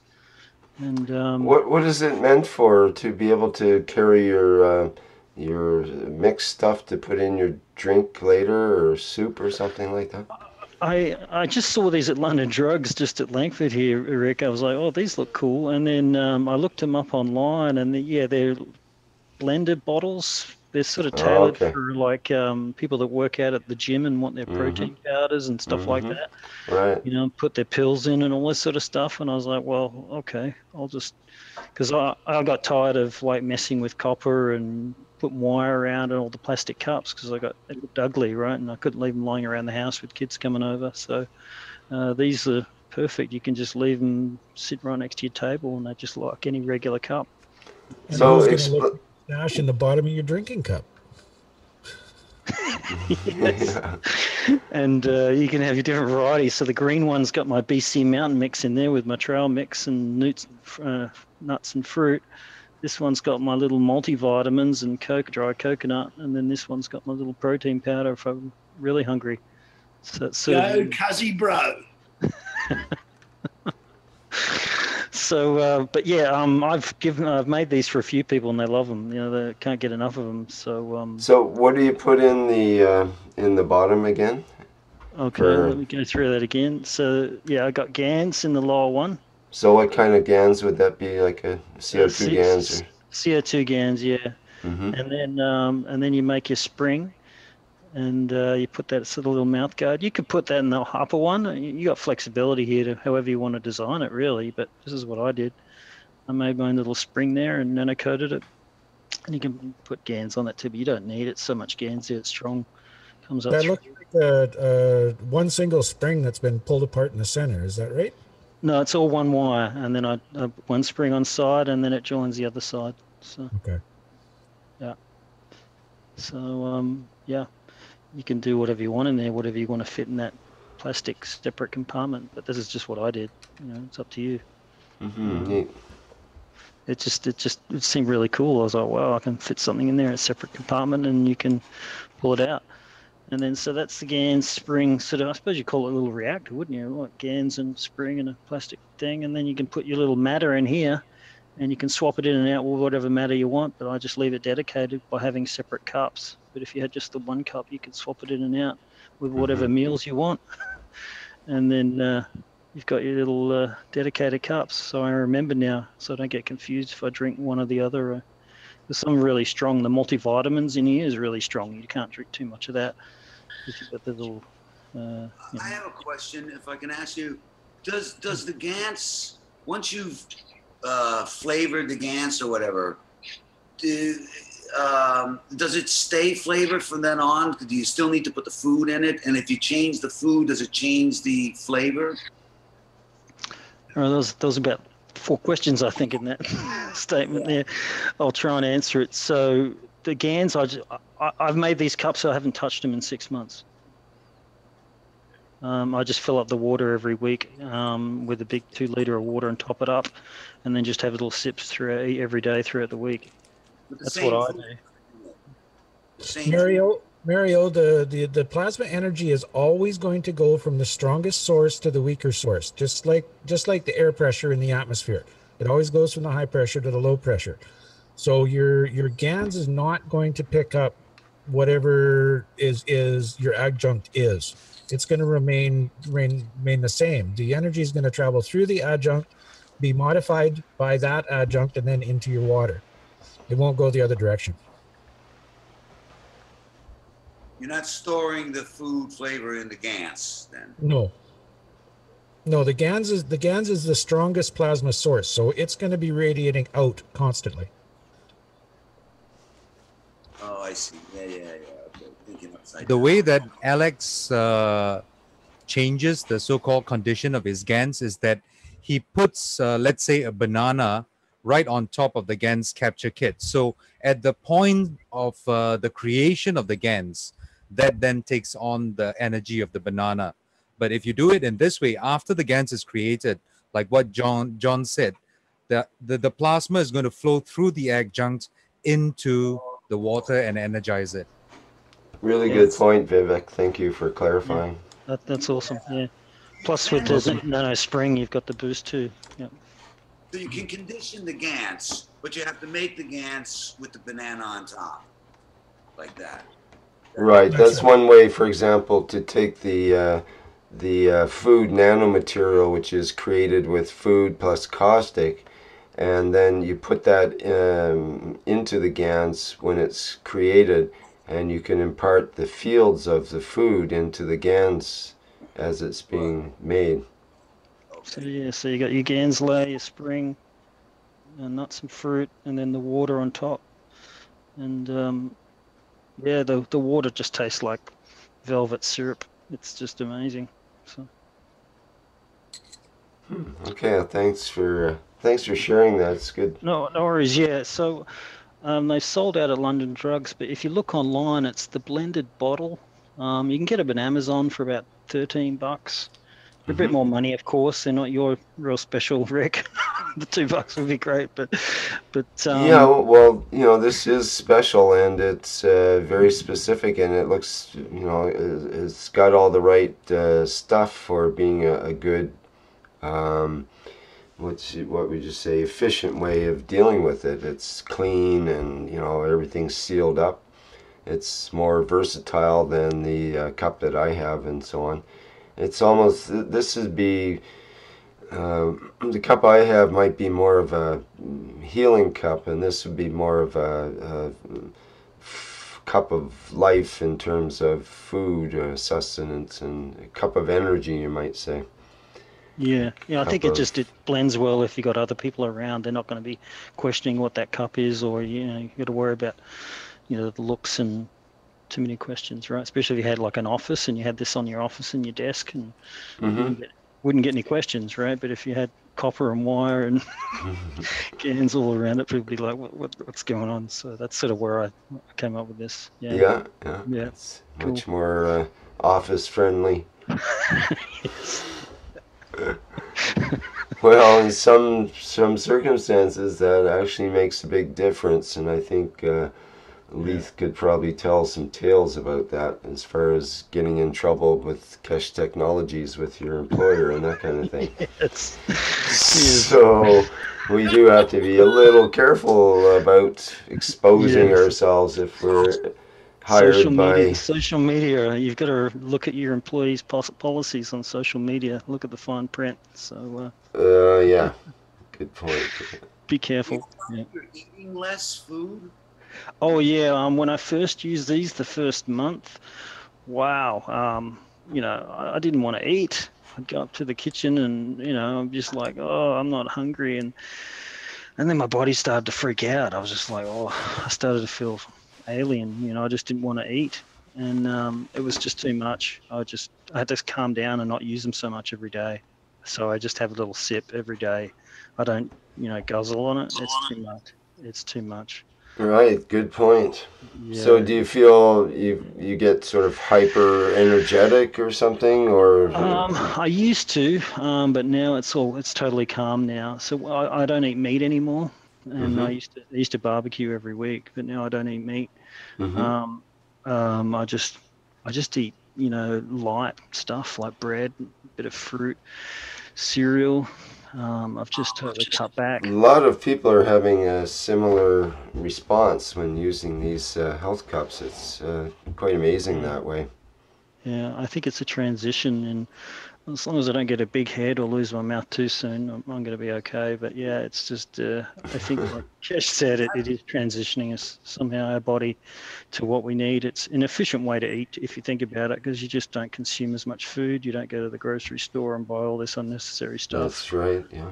Yeah, Douglas had a lot of good things to say that way. He basically quit smoking and quit eating meat and a bunch of other things, and healed quite well. Yeah, I haven't touched a drop of alcohol since I can't remember. It's amazing, and I usually used to drink every week. So yeah, it's changed a lot of things physically, and then there's a lot of emotion and other stuff too. But that's related to these guys, these Reactor, just 3 of them in the room. It's just it's just crazy. So the plasma's through the roof, and then comes into my bedroom and enters your chakras and does all sorts of stuff. But it's getting really spiritual, Rick, to be honest. It's quite amazing. So good for you. I'm glad you're creating there and keeping that going. Yeah, it's bizarre. I look at my bill online through BC Hydro, if you can see my screen there, and try and monitor it, but I've got the smart meter too, and I monitor it, and it's hard to say with the smart meter, and I don't think they are bidirectional, the ones here in BC. So it looks like you have to get a permit to get approved. So I'll switch that off because it's personal. So Okay. Yeah. Anyway, Excellent. Thank you very much. Cool. Thanks. Hi there, everyone. May I speak? Yes, go ahead. Thank you. It's Alper from California. Hi, Alper. I just wanted to share a little experience, and after that, came an idea related to a potential spacecraft captain, I would say. it might shed a light. I believe I feel that it would have a potential to take it to a point. So I woke up with do you have anything you want to share there, or a video or anything, or should I just put an image on? I'll show myself. Okay, that'd be good. Thank you. You just need something for the recording here. I'm sorry, I understand. I can put up a video or a picture, but I may not look quite decent. But oh, that's all right. Thank you. So I woke up with the feeling where I have this really wonderful feeling inside me, and I can't really describe it. It feels like a regular, you had a dream, but you can't remember the dream, and you like to try to remember the dream constantly, but it is impossible. But you have the beauty of the dream in you as a feeling, and then you go on with your day and with that feeling, and then you suddenly see something which I have seen as a flower. It made me remember the dream totally. I was there and I realized the feeling. I remember the feeling, why I had the feeling in me, which it led me to a point where I've been thinking about the captain of the spacecraft. What would be the scenario, like practical scenarios, where I thought, how would, with my limited understanding, how would the captain start the spacecraft and move? Which it led me to a point, we can remember the specific feelings via seeing specific objects in our mind's eyes. This feeling that I had in whole day, and which means seeing the flower and just remembering the whole thing, it could be sort of reverse engineered in terms of you see the picture in your mind's eye, and then you're there. And then what I've tried was really interesting. I have a sort of meditated state. I poured I squeezed a lemon into my mouth, and I wanted to feel the feeling where you get this really tingly feeling in your tongue, in your mouth, and you get it eventually. You suddenly have more saliva in your mouth, as if you really licked a lemon. And this could be, I realized this could be a hint to actually control the emotions in a way where we could be specific.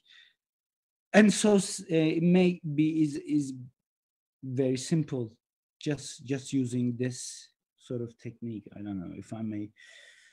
This is a question also,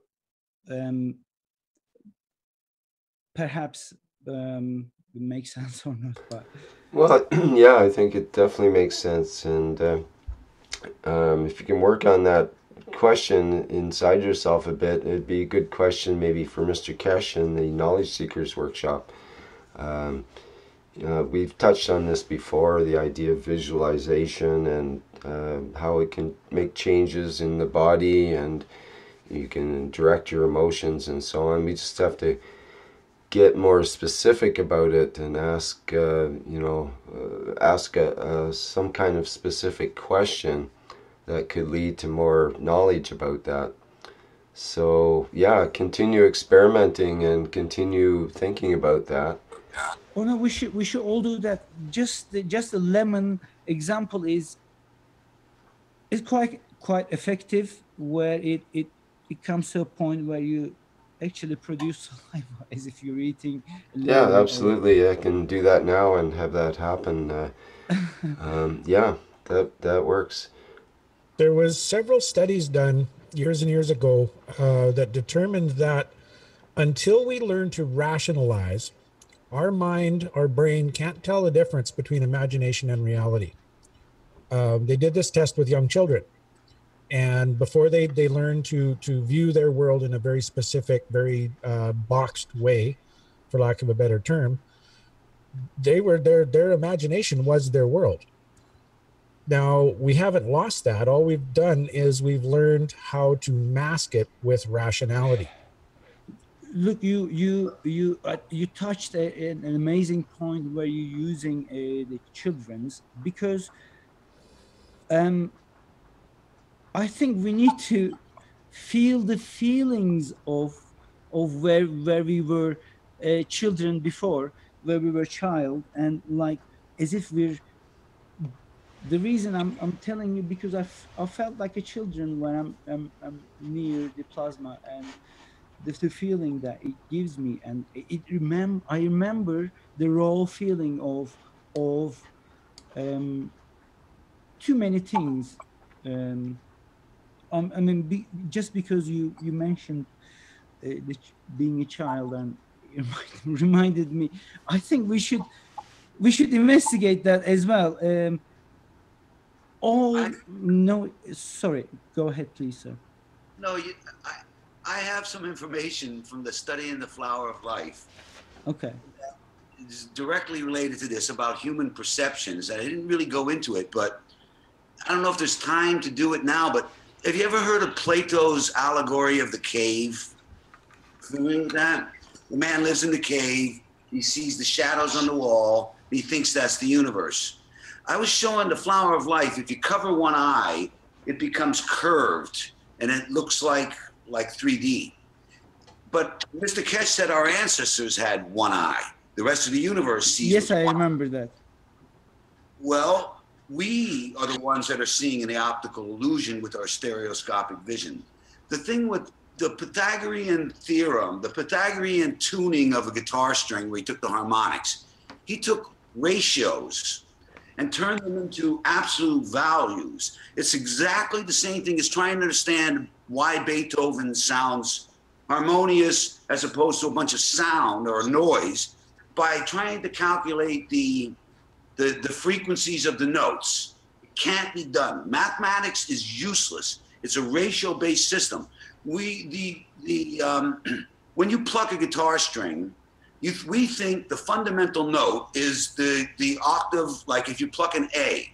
But I just showed you the Flower of Life. The field is actually radiating out from the center of the string, where we call it the first harmonic overtone. That's not the first harmonic overtone. That's the center of the field, radiating out 360 degrees from there. We got it upside down. We're looking at it in reverse. We think the fundamental tone is the lower octave, and the other notes, the harmonic overtones, are derived. That's wrong. That's the wrong way to think. It's upside down and backwards. The periodic table of elements. Mr. Keshe has to add the atomic masses to get, copper plus oxygen plus zinc, you get CO2. But in reality, you're supposed to, you actually subtract the frequencies. I might be losing you here. My internet's unstable. Me too. No, I can hear you. But we live, what Plato did, what Pythagoras did, is he took the Pythagorean tuning and turned it into absolute values, invented mathematics to invent geometry, so that he turns ratios into absolute values with mathematics, and then turns the spherical universe into flat lines. He measures it on the wall. He's going the wrong way. He's trying to take the spherical ratio-based universe and turn it into what it looks like on his wall. We all are doing that. We all are seeing mirages that don't exist. We see straight lines that don't exist. We're the ones that are in the cave. The cave is our minds. Our two eyes are deceiving us. Children are closer to the reality than we are, because the older you get, the more used to seeing the world with optical illusions. You know, I could go on. I could go on and show you.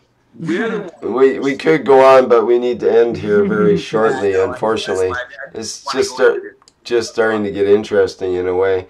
But yeah, that's a very good point. I think that we do live in a world of illusion, and we keep thinking that what we see is the real thing. But and we use mathematics, and there's a number of things. Mr. Keshe said we're going to start seeing UFOs, and I know almost everybody thinks, oh, the aliens are going to make themselves visible to us. Wrong. It's us that are going to come out of the cave. It's they're there. We're the ones that don't see them because we're looking with two eyes. And there's something else. I've experienced this over and over again. Almost everything I learn, most of the things, I feel more like I'm remembering something I've forgotten than I'm learning something new, because it's in our RNA. We are remembering something we've forgotten. Our ancestors knew this information. We're the ones. It's Back to the Future, Mario. Yeah, in a way, yeah. But you know, that perception, human perceptions. If I have a book here called The Knowledge of Higher Worlds, written in 1910. The guy describes the universe as a sphere inside a sphere inside a sphere. Rudolf Steiner, and one of the most important guys, Tesla group, that whole thing. He says, if you're going to attain these higher worlds, these other spheres, you must first have a knowledge of their existence. If you don't know they exist, you're not going to try to attain something you don't know exists. If we're not aware that we're seeing illusions, if we're not aware that we're living in a cave of our own mind's deception, then really you're not going to come out of it.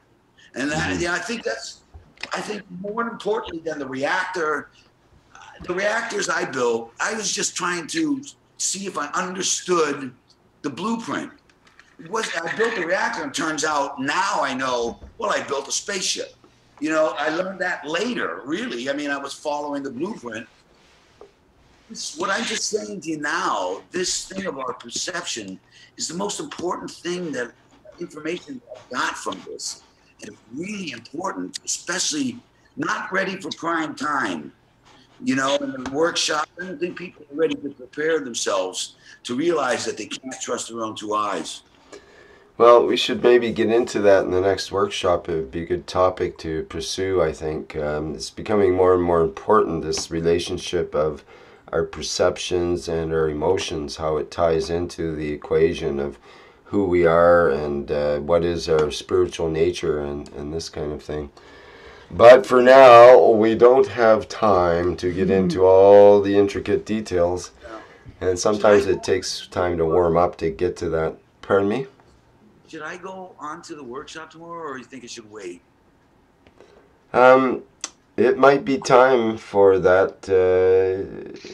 I'm not sure what's lined up. I don't have a lot lined up for the workshop. So if you want to sort of prepare to get into that, that would be great. It's up to you. I don't have to. You know, your diagram there would be great, especially if you had a tripod to hold the camera so it wasn't shaky, so we get a nice clear image.